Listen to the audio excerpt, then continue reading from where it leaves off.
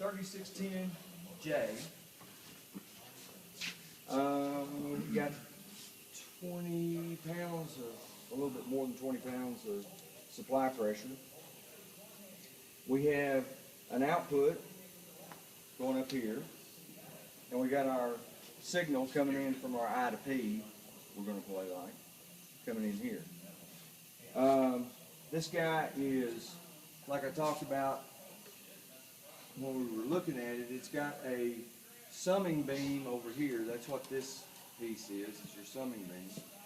There's your flapper with the nozzle behind it. It's, in order to change it from direct to reverse, very difficult. You loosen that one screw off and you move that tab over, cover up the D, and you uncover an arm. So it's direct to reverse. If you change it from direct to reverse, you just have to go back and recalibrate. If you want to change the course span, you just change which hole you're hanging in. This is the relay beam. There's a relay under here and under here. These diaphragms at the end, this, when you increase your nozzle pressure, it goes to this diaphragm and makes the beam right back and forth. And this summing beam and the relay beam are tied together mechanically by two little pieces of spring steel right here. And those two little pieces of spring steel are joined by a little slider here, and you can slide up and down on there so it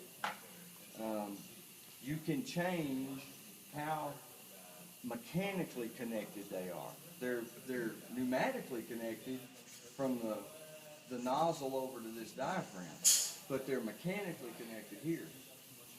And by changing that, you change the gain of the positioner. And Fisher was nice enough that they put in the lid of these positioners a little chart. So you look up here, let's say this is a 1052 size 33, so you look in here and you say, well, 1052 size 30, they don't list the 33, but 1052 size 30 or 40, this length is 15/16 of an inch. If you go to a larger one, size 60, it goes to 1 inch and 3/8. So the longer that length is, the more gain this guy has. After we get it calibrated, I'll go through and I'll change the gain and you can see how it responds.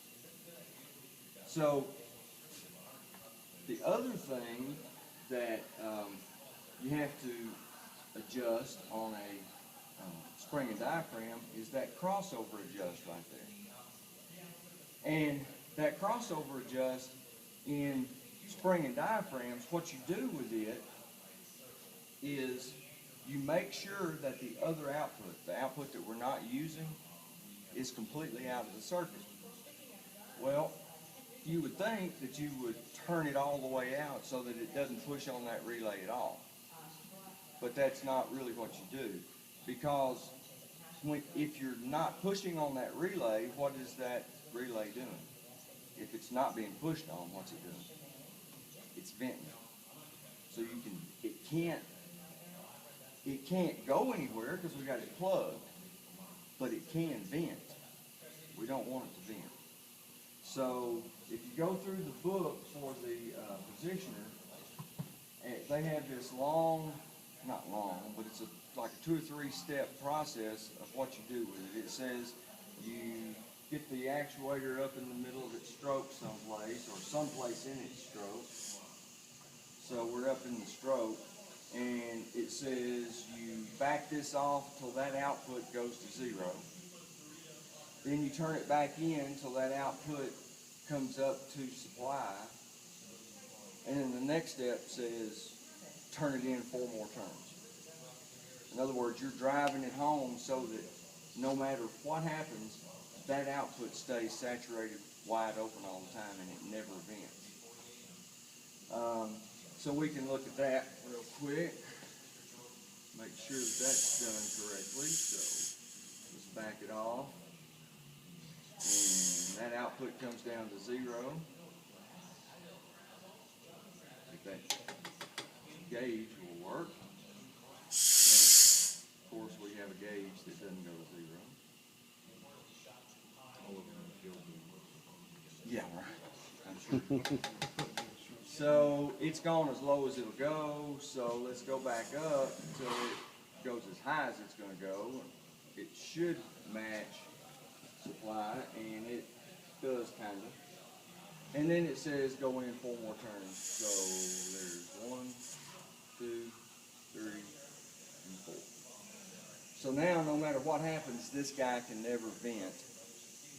So he's basically out of the picture. All right. So we're going to calibrate this guy 3 to 15, and we're going to, again, you have to make up your mind which gauge are you going to trust, this gauge or that gauge.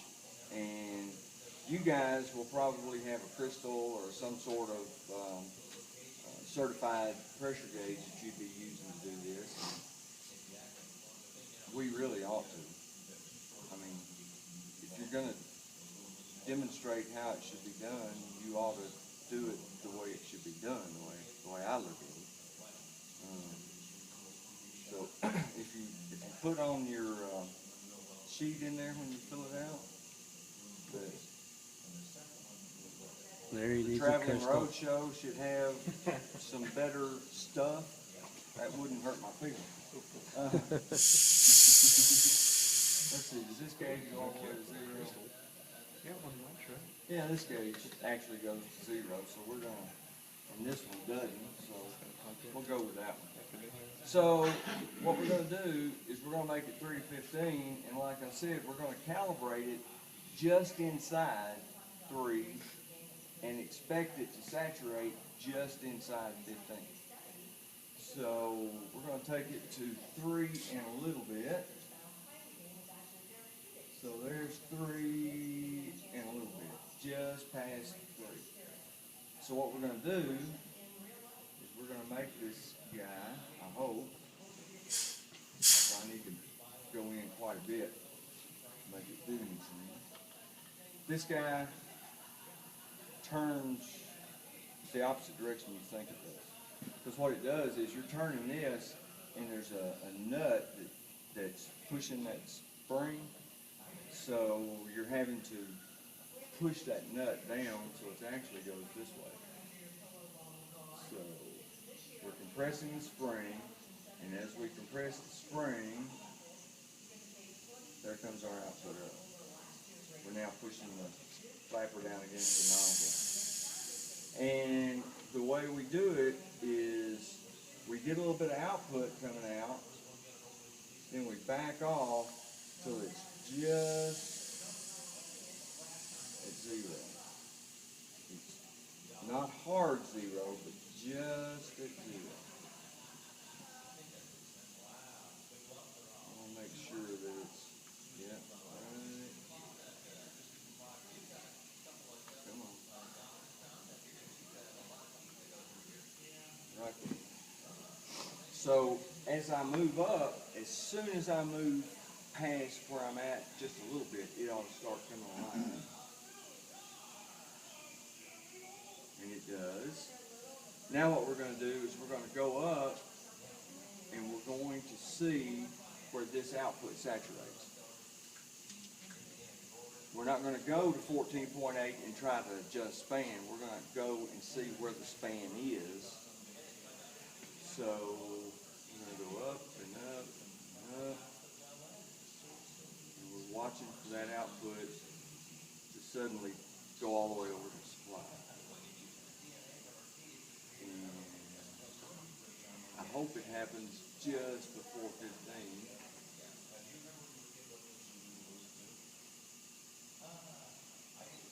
And there it goes.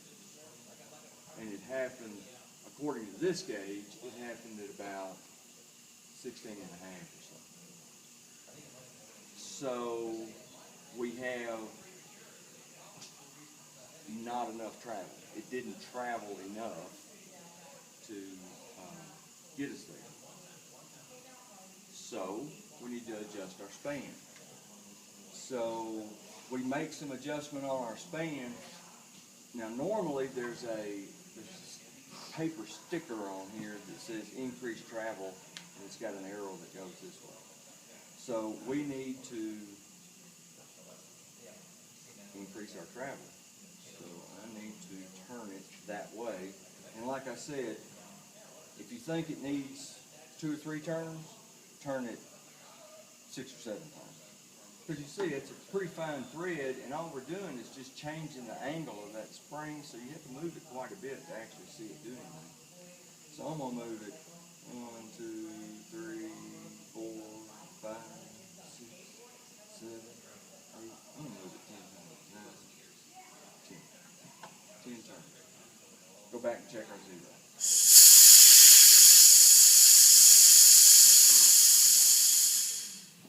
And we're going to go just inside 3. And we're hard down here, so I need to give it a little more. So I'm going to go this way some more to get us back up, get our output up alive, and then I'll back it down till it's just touching 0.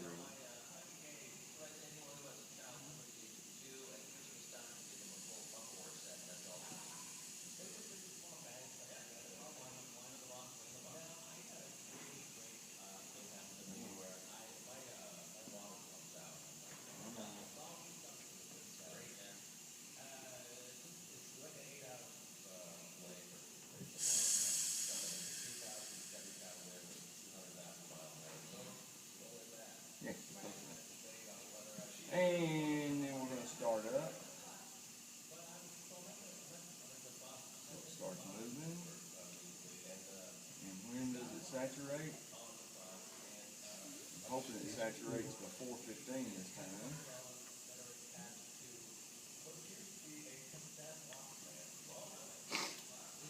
Or close. So Yep. there it goes. It's 15. just about right. Just inside 15. And the reason, like I said, the reason we adjust it so that it's just inside 15 and just inside 3 is because if this were an I2P and the controller said go to 0, it's going to go to 3 pounds, right? So if we let it go to exactly 3 pounds, here we are saturated at 0. If we come back alive and we go to 15 exactly, then this saturates all the way to supply. So we're getting all the goodie out of that actuator that we can. We're not leaving anything on the table. Okay. And if we go to 9, we should be at about 50% travel if that travel indicator is correct, and we are. So now let's look at